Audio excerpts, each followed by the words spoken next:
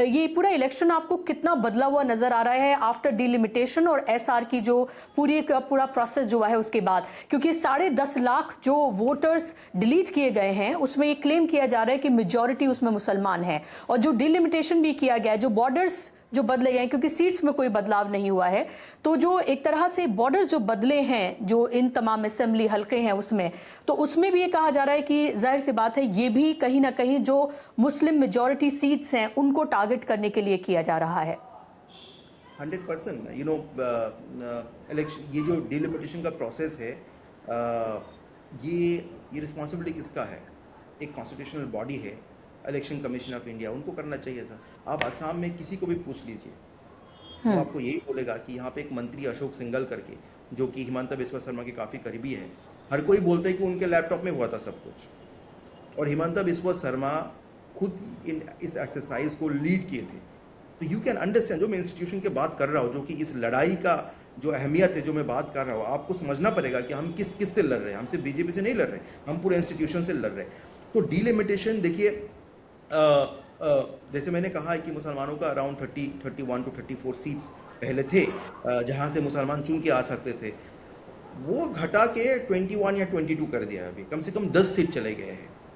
America में इसको gerrymandering process कहते हैं कि you staff people from one religion to one constituency and staff people from another religion to another constituency. ये the idea is basically of the Muslim League कि एक धर्म के लोग एक धर्म के उसको ही वोट करेंगे। तो एक बहुत ही जहरीला जो है एक आइडिया है, और उसको इम्प्लीमेंट किया है भारतीय जनता पार्टी ने। तो एक मुसलमान का रिप्रेजेंटेशन कम हो गया है, कम से कम 10 जो सीट्स है जहाँ पे मुसलमान अपने नुमाइंदगी की जो रिप्रेजेंटेशन कर सकते थे, वो कम हो गया। अब दूसरे सवाल की इससे इफेक्ट क्या होगा, मैंने आपको पहले ही बताया। देखिए, असम के लोग थक चुके हैं, पूरे लेंथ एंड ब्रेथ लोग थक चुके हैं। तो जहां पे भी हो, लोग बीजेपी के खिलाफ वोट करेगा। मेरा ये यकीन है, I repeat, in A free and fair election ये डिलिमिटेशन कर ले। हाँ, हमारा नुकसान हुआ है, उसमें कोई डाउट नहीं है, कम्युनिटी का बहुत नुकसान हुआ है। रिप्रेजेंटेशन एक कॉन्स्टिट्यूशनल राइट है, प्रोपोर्शनल रिप्रेजेंटेशन होना चाहिए था। अगर आप पॉलिटिकल जस्टिस को एक्सप्लेन करें तो ये पूरे डेलिमिटेशन पॉलिटिकल जस्टिस के खिलाफ है। जो कॉन्स्टिट्यूशनल आइडिया है, जो प्रियम्बल में लिखा हुआ है, उसका वायलेशन हुआ है, absolutely no doubt about it. But मेरा ये यकीन है, अगर फ्री एंड फेयर इलेक्शन हो तो चुनावी जो नतीजा होगा उससे ज़्यादा फर्क नहीं पड़ेगा। तो जो लोग एनआरसी से एक्सक्लूड हुए हैं, क्या वो आपको लग रहा है कि इफेक्टिवली? सॉरी, आपका वो क्वेश्चन था एसआर के बारे में, उससे एक्चुअली जी वो जी। जो ड्राफ्ट था उसमें 10 लाख लोग बाहर थे। उसके बाद जो फाइनल लिस्ट, उसमें 2.43 लाख लोग बाहर है।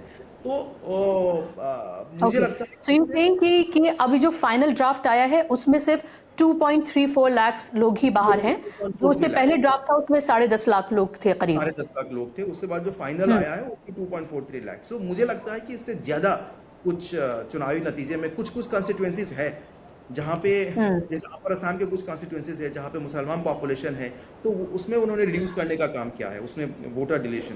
बट मैं फिर भी ये मानता हूँ कि इस सरकार के खिलाफ इतना गुस्सा है, इतना ज़्यादा करप्शन हुआ है, इस सरकार ने इतना मनमानी की है, इतना लोगों के साथ मजाक किए हैं, उनका जो ट्रस्ट था उससे बिट्रे हुआ है। तो मुझे लगता है कि इन्होंने हर कोशिश की है, they have left no stone unturned, but फिर भी free and fair election BJP is going to lose. क्या वो सिर्फ जो एनआरसी से 19 लाख जो बाहर थे, ये 31 अगस्त में ये एनआरसी का फाइनल लिस्ट आया था, और ये फाइनल एनआरसी था। अब पहले बीजेपी बोल रही थी कि एनआरसी लाओ, घुसपैठियों को भगाओ।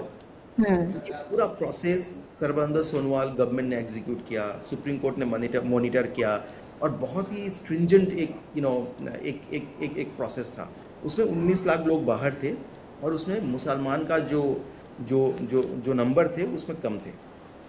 अब इनका ये मानना था कि बहुत 50, 60, 70 लाख लोग बाहर होंगे। जब इनका एक्सपेक्टेशन मीट नहीं हुआ, अब बोलते we are not happy with the NRC.